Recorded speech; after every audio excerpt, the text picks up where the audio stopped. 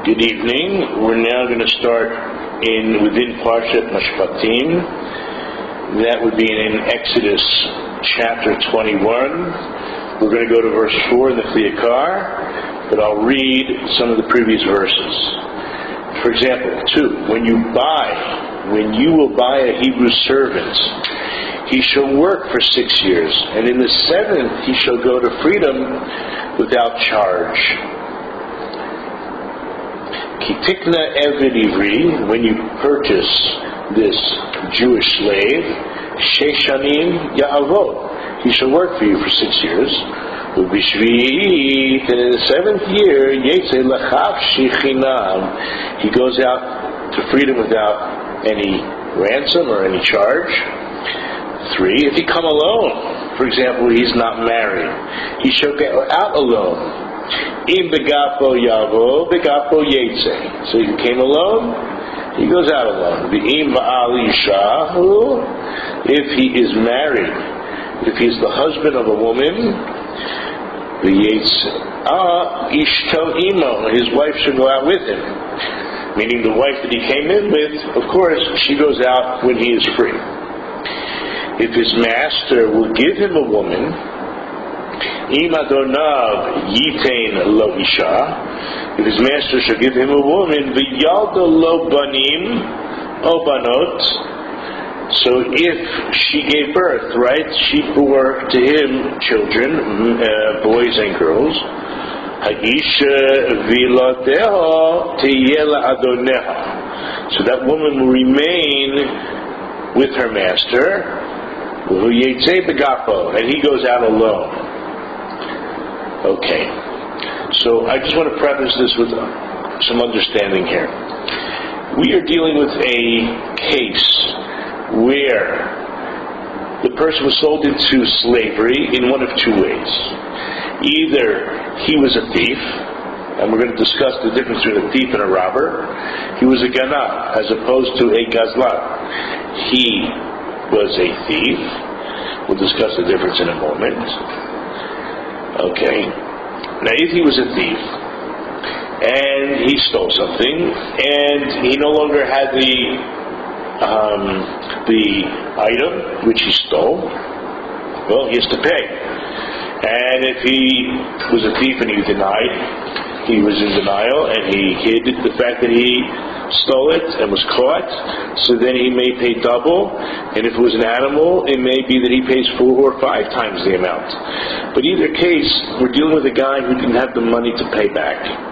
Because if he could pay it back, or a family member could help him out to pay it back, he wouldn't be in this position of being sold by the Beit Din, by the Jewish court, into slavery to pay off his debt, number 1, and for, let's say, tikkun, to make a fixing on his life. This will be what we call, the system in America, in a prison system, some call it either a punishment or it's a way to fix yourself. So if we're dealing with the possibility that we don't have a prison system in Judaism, but we're left with this situation where this person stole, he deserves to be punished on one hand.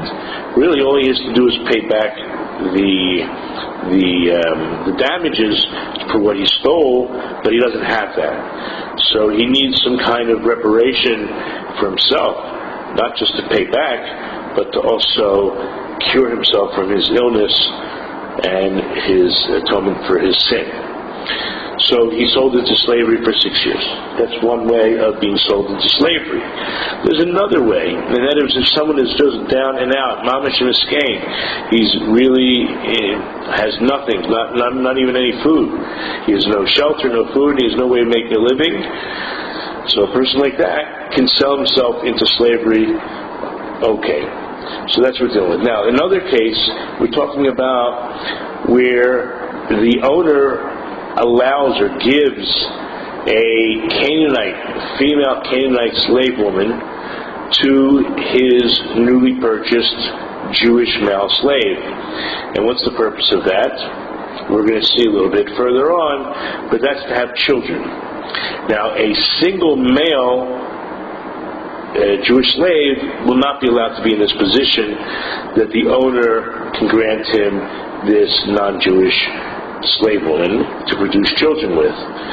Okay, so we're dealing with only a person who is married, as we will also see as we get into this.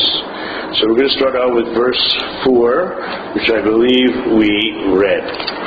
And the Kli Yakar begins by saying, Bizman shehu nisui techila, we're dealing with a case at a time where he was previously married, he was already married, he was married originally. Ozdaka muter lerabo litain lo shifcha. It's only then, specifically, that it's permissible for his master to grant him, to give him this non-Jewish female slave or servant called a shifcha. Now we're going to get into the reasons why. Why is it that it's only someone who's married?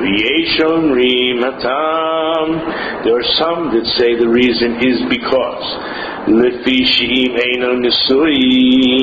if he was not married, Yesh lechush shema yomar, we're worried or concerned that maybe he will say at the end of his 6 years, Ahavti es ishti hashivcha, I love my shiksa, my non-Jewish wife.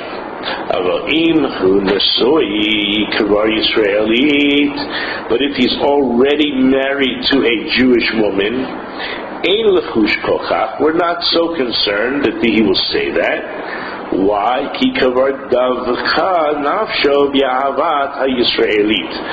Because his soul has already cleaved with love to this Jewish woman, and we're not worried he's going to stick around and hang out and say, as we will see later, I want to be a slave forever because I love this woman and I don't want to leave her, or I love my children who were born from this non-Jewish woman, I don't want to leave them through my whole life. He already has a life. He has a Jewish woman that he's married to, and he had developed a relationship with her, a very deep and meaningful relationship, and he's not willing to give that up and stick around just for the non-Jewish woman. And there are some that say the reason that we just explained, that it's only a married man that it's permissible for the master to grant this non-Jewish slave woman to, is since if he is married, remember, this guy's married, he stole, and he may have 6 kids or more, who knows. So what happens is, what kind of master is going to go to the slave market? Well, he doesn't really go to the slave market in this case. He goes to the Poston and he purchases this Jewish slave for the sake of, let's say, also reparations. He's helping to pay off his debt, and in return he's going to get some labor. Remember, the way Jewish slaves work are, you're not allowed to treat your slave any worse than you would do anything yourself, meaning you can't give him labor that is meaningless, and if you only have one pillow, you have to give him the pillow. Jewish slaves are taken care of pretty well, but not only that, think about it, he comes in married and he's got 6 kids, so the owner's going to take care of them as well. That's a big burden. So the fact that the owner is going to take care of this slave, Jewish slave's wife and children,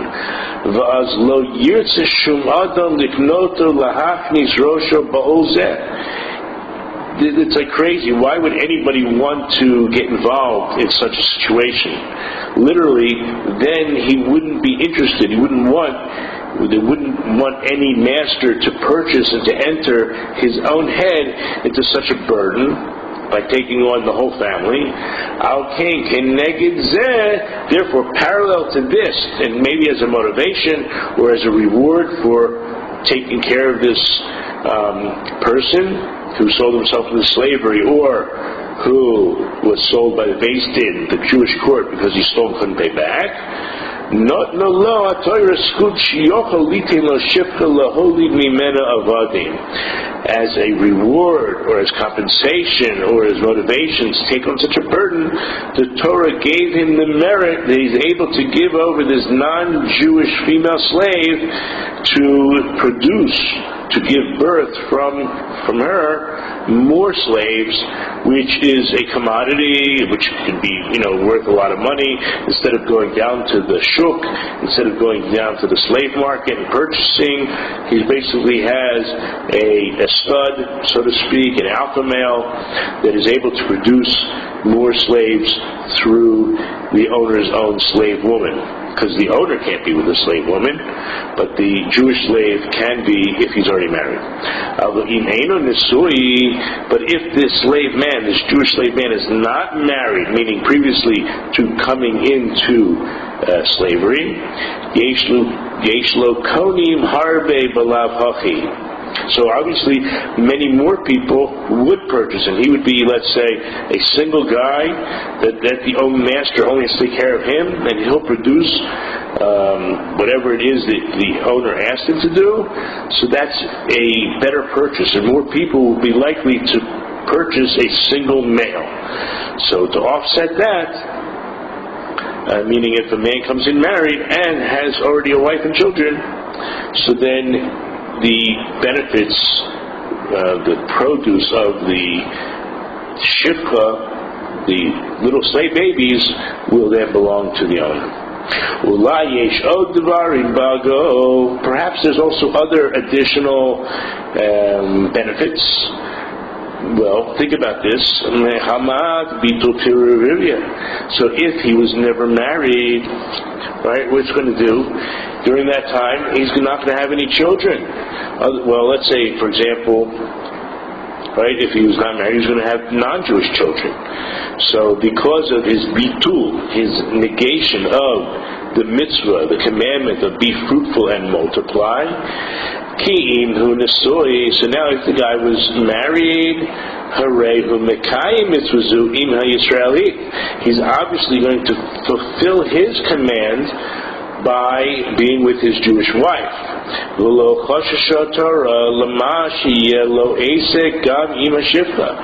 the Torah itself is not that concerned for whatever involvement he has with the non-Jewish slave woman. But if this Jewish male slave, he was not married, so then certainly he will not have Jewish children. He will not have any children at all. We're not going to allow him to. But if he would have been allowed to be with this non-Jewish woman, he would not have Jewish children. And all of his seed gets wasted with this non-Jewish woman. Okay, so that's verse 4. Now we're going to go to see verse 5. So verse 5 in Hebrew says like this, Im Yomor Yomor Ha'evid Ahafti Es Adoni. He says, the servant says, but if the servant says to the master, I'm sorry. Now we're going to start verse 5. But if the servant shall say, I love my master, my wife, and my children, I will not go free. I'll read verse 6 as well. Then his master shall bring him to the judges, and shall bring him to the door or to the doorpost, and his master shall bore through his ear with an awl, A-W-L, and he shall serve him forever. In Hebrew, V'im Amor Yomar Ha'evid, if the Evid will surely say, Ahavti es Adoni, I love my master, Ves Ishti, and my wife, Ves Benai, and my children, Lo Eitzei Chafshi, and I'm not going anywhere for free, I'm not leaving. Yishu Adonov Elohim, so the master shall bring him to the judges, Yishu es Adelis, and they bring him to the doorpost, or the door, El HaMezuzah, or to the doorpost. The mezuzah is the portion we put on the doorpost, but it's the same name as the doorpost itself. V'rotza Adonov es Azno b'martzeha, and the master shall bore through his ear with the Al, A-W-L, and he shall serve him forever. Okay, so what do we have going on here? He starts off by explaining what is the reason that we bore his ear. Tam l'rtziat ha'oizen, the reason for the boring of the ear. Amar Rabbi Yochanan ben Zakkai, says Rabban Yochanan ben Zakkai, oizen sheshama al har Sinai lo tignoid. Regarding the ear, it was the ear that heard on Mount Sinai the 10 Commandments, and one of those, or 10 statements, and one of those statements was, you shall not steal. This is brought down in the Midrashiah. We don't have the whole quote here, but the idea was the same ear that heard the commandments from God's own mouth went and stole, he shall be bored, meaning the ear that heard, the ear shall be bored, meaning marked. So there's some really good questions here, and we start off by saying, they were questioned about this. Lama lo yiratza miyad kishemoichri mosa Beis Din o moichir atzmoi. Why didn't the Beis Din immediately bore his ear upon his being sold or selling himself? Meaning, we're going to now really dissect the words of Rabbi Yochanan ben Zakkai. He's trying to explain why is it that the ear is bored, because it was the ear that heard don't steal. So why are we only boring the ear after 6 years of service, and only then when he decides he wants to serve his master forever, that we remind him then that you heard at Har Sinai, the ear that heard at Har Sinai, don't steal, and that same ear is going to be bored. It's a little bit counterintuitive. It's a great question. Shouldn't the ear have been bored immediately upon his being sold into slavery? It seems more logical, or just it's pleasant to explain it in the following way. That's why we're going to explain. That is why he is afflicted or hit in the ear. Like it's brought down in the Gemara in Baba Kama on Daf 79b.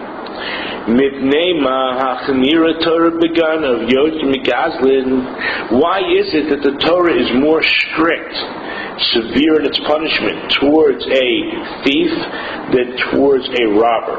I mentioned earlier we were going to discuss the difference between a thief, a ganav, and a robber who is a gazlan. So what's the difference? And this is really counterintuitive if you ask me. So the ganav is covert. The ganav tries to steal in a way that nobody knows, no human beings, nobody knows that he's doing it. Right? He hides, he digs himself in, he comes in the middle of the night.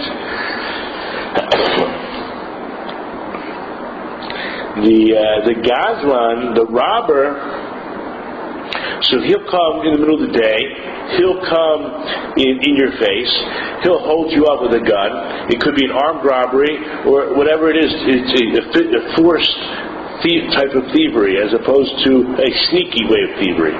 So this forced way of thievery is in your face, not afraid necessarily of the people he's stealing from. So that's the question. So why is the Torah more strict? Meaning that the ganav has to pay twice, or even in case of certain animals 4 or 5 times, whereas the gazlan only pays back what he stole. Lefisha ganav lo hishva kavod evid likvod kono. What's the difference?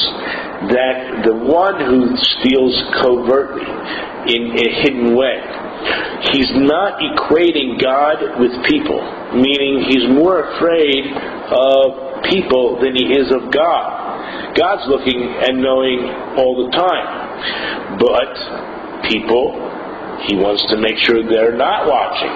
He's more afraid of them than he is of God. Whereas the Gazlan, the one who steals openly, he does equate. He has the same level of fear, meaning he has no fear of either. So it's a little bit, I mentioned, counterintuitive.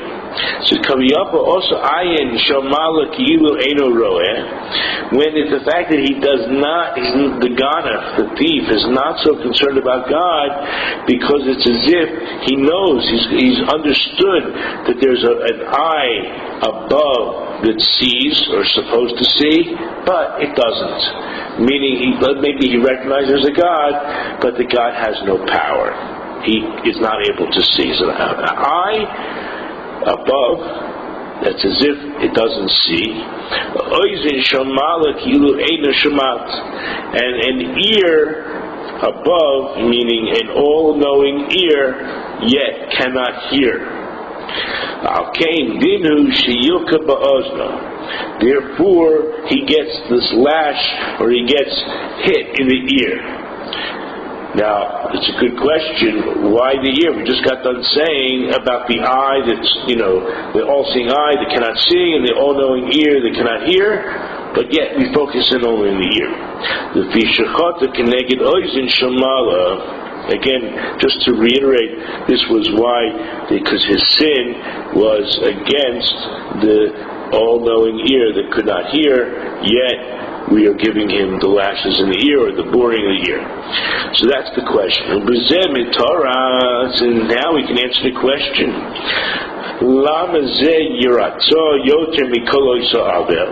The truth is, why is it the ear that's going to be afflicted or bored than any other sin?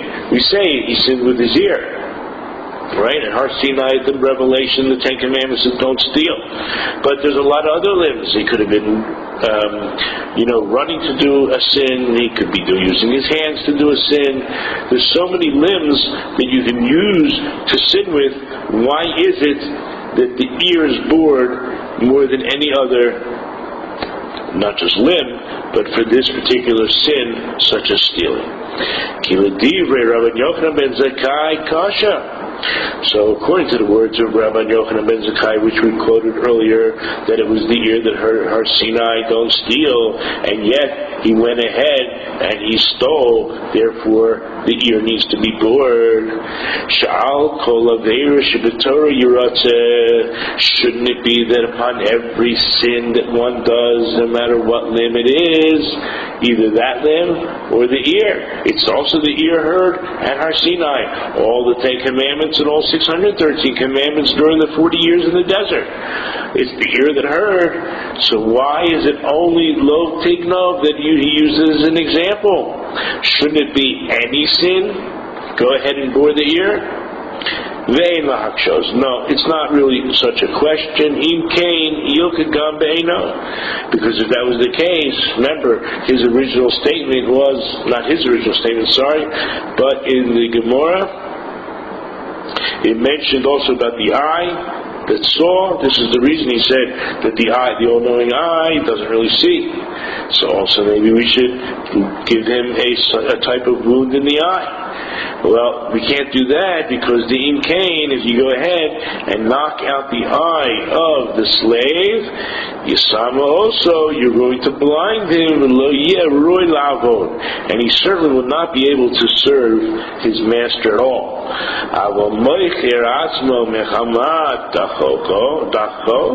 Well, what about the guy who sold himself because of his situation? His financial situation was so down and out, so he sold himself. There's another reason for that. The whole time that he is considered a slave to other slaves. We're going to see soon a verse that talks about us being very special slaves of God, that the Jewish people are royal slaves. Here in this case, since the whole time that he becomes a slave of other slaves, so he's required to lean his ear towards listening to to the voice of his master, not God in this case, and he removes his ear from listening to the voice of God. Since there are the authority of others on him. We're talking about you have God as the sole authority, and the person puts himself, was sold into slavery, therefore he's a slave of a slave of God, but he's now listening to the human master, because those are, at the time that he is in slavery, is the priority, and he is just denying listening to God.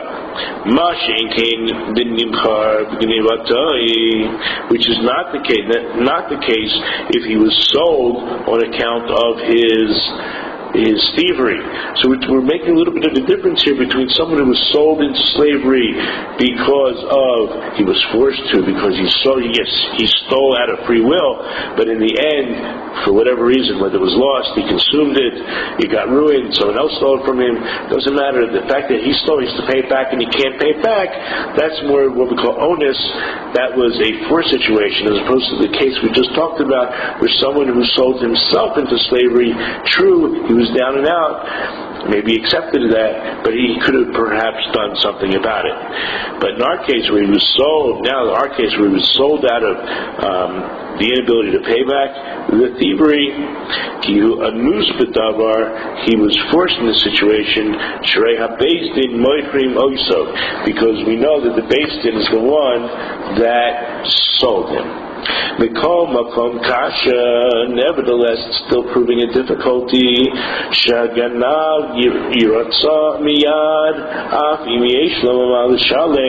Well, shouldn't it make sense then that the ganav, the thief, should be bored immediately in his ear, even if he can pay off what he stole, or return it and pay another 100%, or pay, for the animals 4 or 5%. Why isn't he bored then? If we're using the original statement that here that Har Sinai should be bored because it went ahead and stole, so why are we worrying about after 6 years when his determination was, I love my wife, I love my kids, and I want to serve forever? And only then we bore his ear.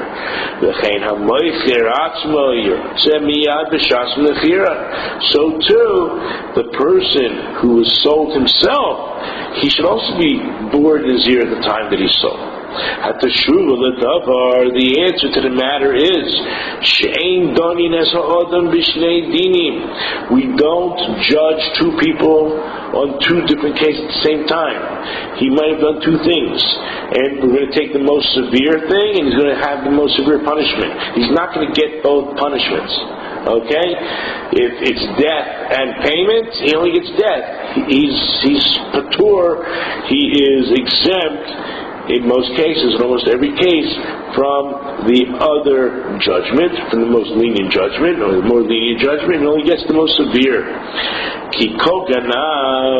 However, when it comes to anybody who steals, in this case a thief, if he has the money, shnai mishalem. We already know the verse says in chapter 22, verse 3, that he has to pay double. And he goes ahead and he pays the double, and that's it, he's finished. There's no obligation any further. But if the case is he didn't have the money and the court sold him on account of his thievery, they didn't have to pay, he couldn't pay it back. Ansho ba'altus. It sounds like the onish, the punishment is the slavery. And so too, similarly, with the one who sold himself on account of his pressured financial situation,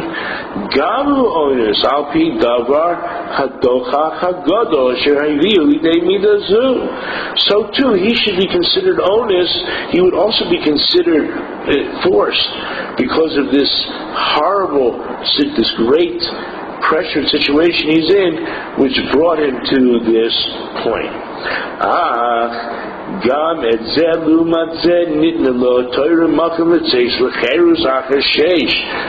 However, the bottom line is that no matter which case we're looking at, both cases, the Torah still gave both of them place to leave in freedom after 6 years. Once the 6 years are finished, they could have gone, Gamarnu, and going back to freedom. And then there's no pressure at all at this point. It's with a total free will and an open heart and a willing heart that they can just walk out and there's no pressure at all. But what happens when he says what I'm about to say?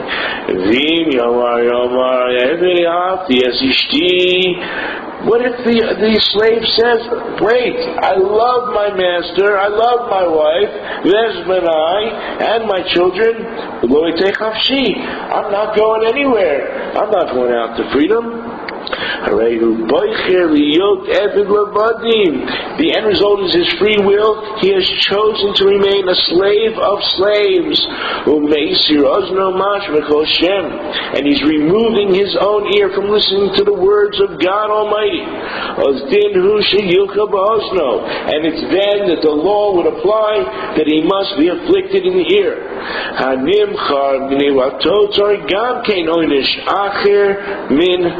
And the one who was sold because of his thievery, he also needs a punishment after the fact from his slavery. Why? Because what are we saying? We're about to say this is all works retroactively at the end of 6 years. It's automatic. It's like revealed to us at this moment, at the end of this year, at the end of 6 years, that the 6 years that he just worked didn't serve as a punishment at all. Because his choice is still to remain a slave. Because we see in the verse in Deuteronomy 15 verse 16, Kitov lo imach, because basically he was thinking that it was good for him and with you, right, for the own master and for himself. Hechan anshu al lo tigno. So where would any punishment be for the original sin that he did of not stealing, of transgressing the Ten Commandments, do not steal? And also for the concept, if you look in Vayikra, in Leviticus 25:55, it says, Kli b'nei Yisrael avadim. Hashem himself says, you the Jewish people, you are my slaves, you serve me. So there's two sins here that were being violated once he decides he wants to remain in the care of this master forever. So it's retroactively showing lo tigno, don't steal. He was never punished for. He's actually enjoying it. Why else would he want to? As we said, it was good for him and good for you.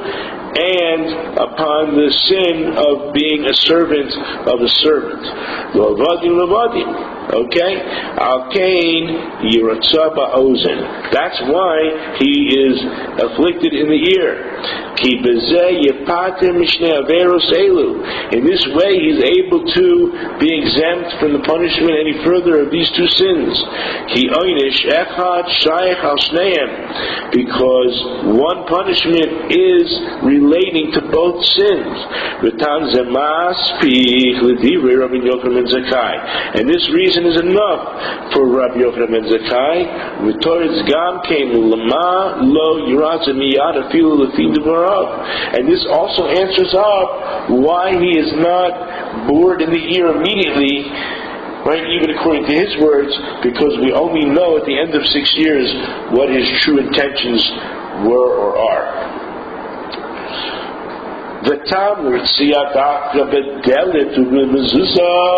And why is the boring of the ear specifically done by the doorpost or by the door?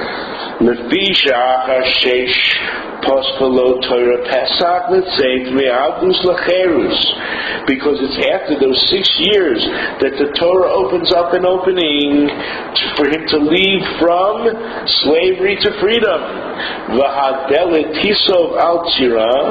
The door is what revolves or turns around on the hinges, and the lazy person does not want to leave from the open door. This is just like someone who sits in a prison, and they open for him the door, whether it's of his cell or of the prison itself, and they say, go free, run away, escape for your soul. So he chooses what he is good, and he imagines all the good things that he had, that he could come to him.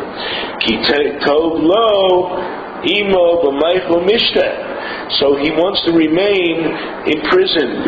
It's a sickness, and many people, as soon as they get released, they go back and do a crime just to get put back into jail. They don't know how to deal, and they know that they have a warm bed and 3 meals a day, perhaps all the cigarettes they want, and they are back in prison, or they never leave.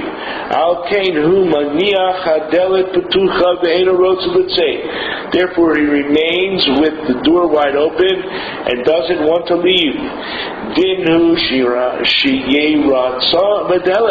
And this is the reason why the law is that he should be bored in the ear by the doorway, or on the doorpost itself. What's written in the mezuzah? It's engraved. It's basically embedded in the parsha itself. What does it say on the mezuzah? And you shall love the Lord your God. What does he say? He says something very different. He says, I love my wife and my children.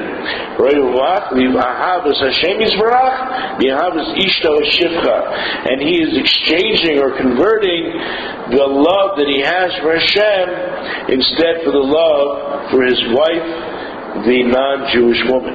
Al Kain Yirat b'mezuzah. That's why he gets the door in the ear by the doorway or by the mezuzah.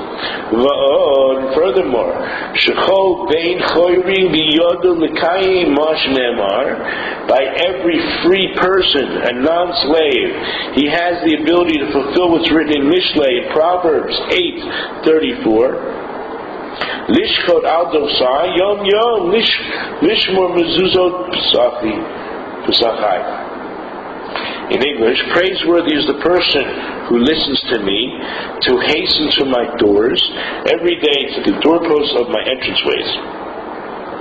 So this is talking about someone who runs to the shul, runs to the Beit Midrash, runs to the synagogue, runs to do God's will, to guard what is written in the mezuzah.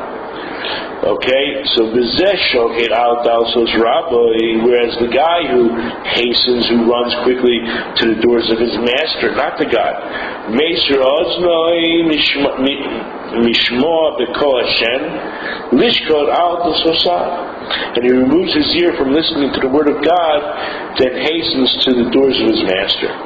Al Kain Yirat Sham. That's why he is bored over there. Lomar, meaning to say, Harei Ata Meiroa B'chiroscha Kavua Po. Through your own bad choices, right? You to remain here, Lo Tazuz Mikan Od. You will not move from here any further. So that's why it's done by the door. It's as a reminder, this is where he's living with his choices. You made the choice, now live with it. There's another reason for the boring of the ear. This is going to get a little bit mystical, metaphysical.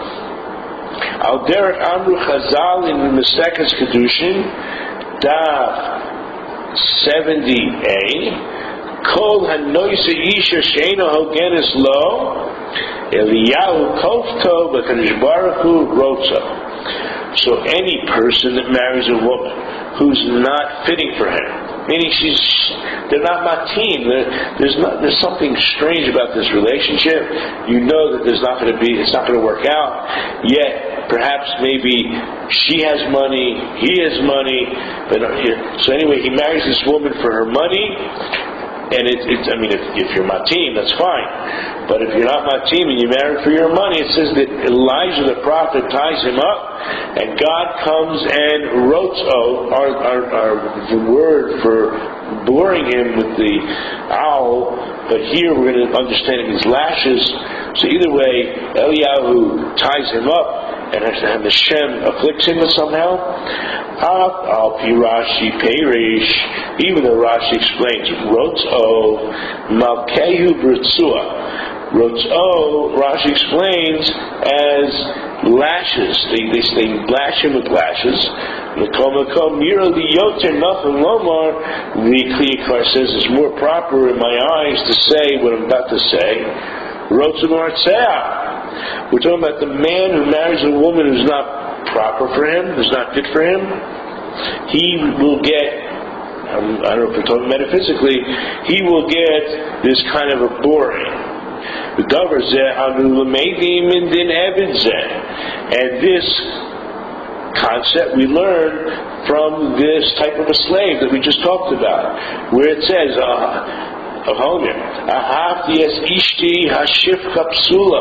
I love my wife, and what is the category of his wife? She is the non-Jewish slave woman who's certainly not fitting for him to marry.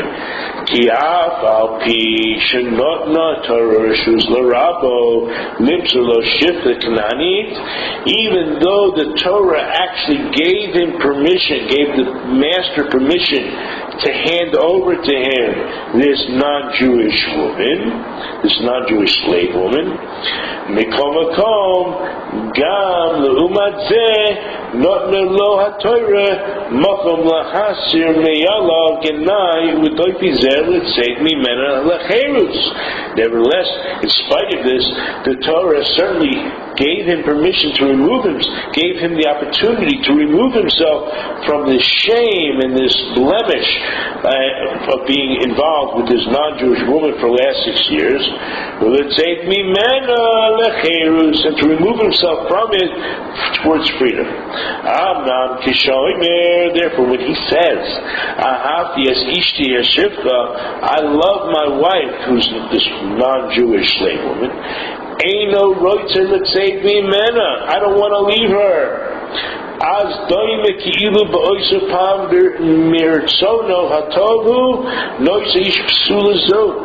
So then it's as if, it's compared to as if at that very moment, meaning at the end of the 6 years, with a full free will, a good heart, not a good heart, but a willing heart, that he wanted to marry this woman who was not proper for him. Alkain Yunka Ba'ozno, therefore he will be lashed in the ear, or maimed in the ear. Ki ein shum aver margish beganayzeh ki ima oizen.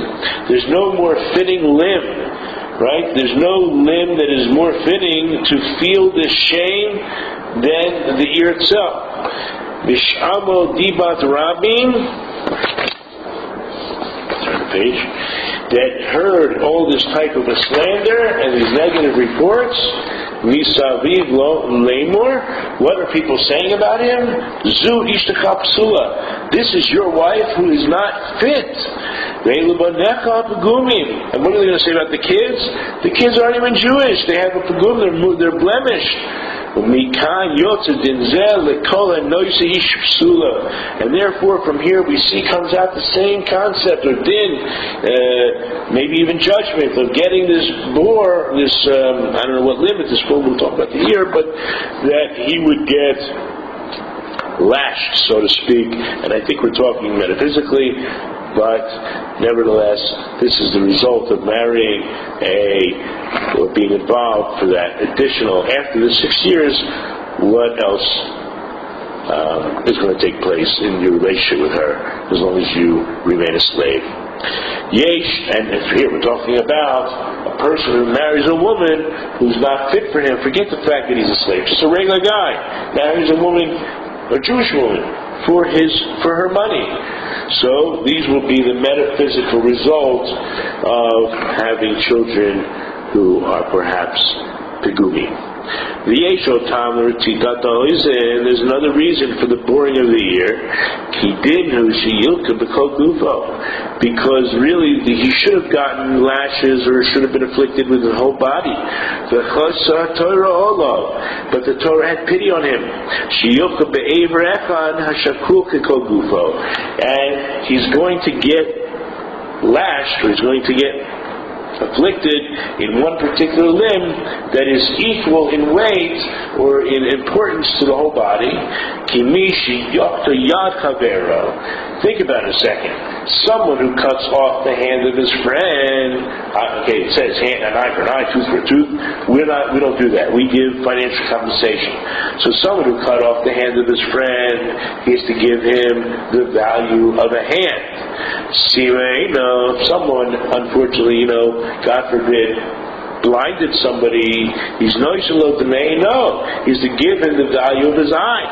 But if someone made someone deaf, the obligation is to pay for his whole body. So we see the equation that the ear is equal to the whole body. And that's brought down in the Musar Sefer of Rabbi Yonah. Okay, this is going to get really metaphysical and spooky. Milvad kol ha'tamim halalu. Aside from all the reasons we just mentioned, yesh inyan zeh remez nachon. There is within this concept a very good hint. L'kol ha'ivrim shebamachana ivrim. There's a little bit of play on the words. The word blind with ayin vav reish is a little bit related to the word like Hebrew with ayin vav reish as opposed to ayin bet reish. So you have ayin vav reish, which means blind, and ayin bet reish, which is a Hebrew. So to all those blind amongst the Jews, meaning spiritually blind, people who are in denial. So this is a very good hint to all those who are blind in the encampment of the Hebrews. Hanoisim kol yemeim shel al shechmeihem kol minei avdus utlaos umachavos kedei lahasig hakinyanim hadum. This people who work, who struggle all of their days. They carry things on their shoulders. They're just involved in hard labor. Kol minei avdus, all types of labor. Utlaos, and all kinds of suffering.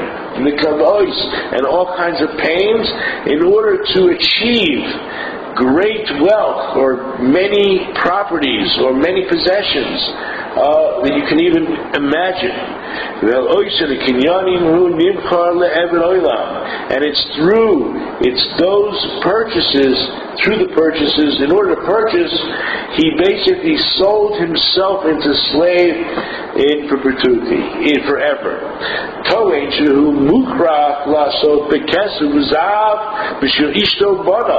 And he claims, he's convinced, he claims that he doesn't have a choice. By necessity, he needs all this money, all this silver and gold, for the sake of his wife and children. And all the increase is only for their sake. And he's not even looking towards any kind of retirement. He's not looking towards getting out of this slavery. He wants to, he's not looking to remove himself towards freedom. He doesn't even know what freedom is. He's so blind. He's not even looking to get out. Usvir v'kibe olav kolotlois, and he reasons to himself and he accepts upon himself all this suffering. Bi'amru, just like we talked about in the verse where the slave at the end of 6 years says, Ahavti es ishti ves benai, lo yitei chofshi. I love my wife and my children, and I am not going out for freedom. Well, guess what it says in Pirkei Avos, chapter 6, Mishnah 2. Charut ala luchot. Yes, charut is a type of engraving, and we know that the stone tablets were engraved, but the same word for engraved, just a different vowelization, charut, is really, it's cherut al-lufot. So don't read graven, but read it as freedom. You find freedom through the commandment, through the law, through the luchot, through the tablets. Because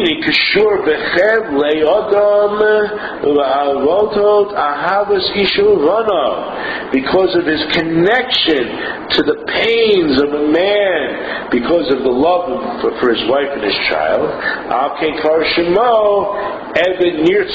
wouldn't be called his slave who decides he wants to stay on forever. He's a bored slave. He's a slave who has been afflicted. Because his entire life, this man did not remain quiet.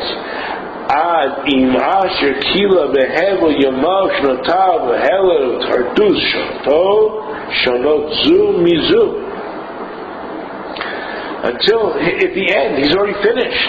He finishes all the vanity of his life, all the days of his life, all the years of his life were all for nothing. And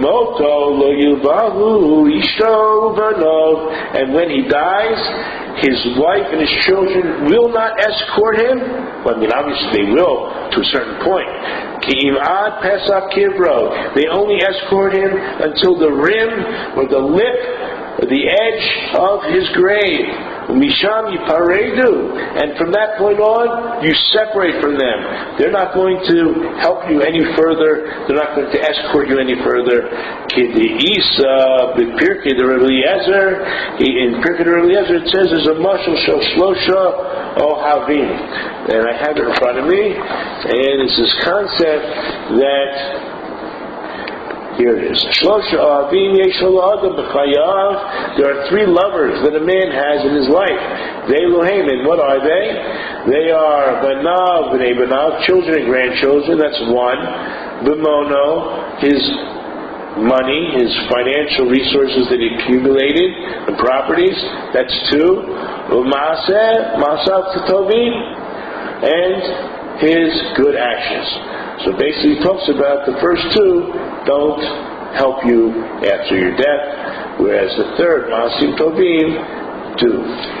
Okay, so the Kli Yakar continues, therefore when we talk about a regular slave, right, what does he have to do? So it says, Higishu Adonav El Elohim, right, that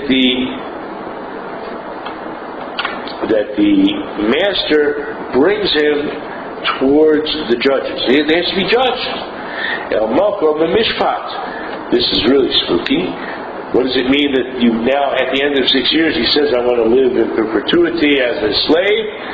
So they bring him to judgment. This is hinting to the situation that every man finds himself into. Because in the future there will be a judgment day. And there won't be any help from you, from your wife or your children. And while you in your own lifetime said, Ahati as ishti, I love my wife and I love my children. Well, they didn't love you that much. In fact, it was the opposite. They have abandoned you as soon as you pass through the delit. As the idea of petach, here it says in the beginning of Breshit, right, that sin crouches at the door.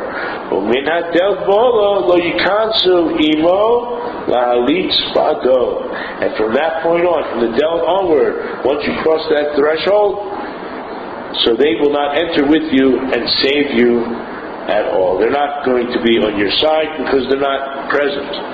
Zeremez Nachon, this is a great hint, Mistaria Torah, part of the most secret fundamentals of the Holy Torah. Shabbat Shalom.